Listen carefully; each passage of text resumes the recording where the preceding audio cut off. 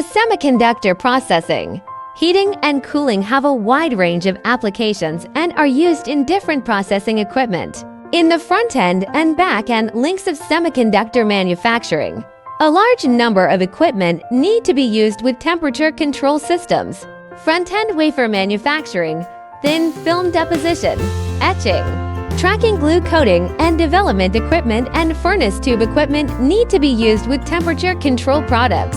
The 3-temperature tester in the back-end packaging and testing link also needs to use chillers to control the temperature range of the equipment to low temperature.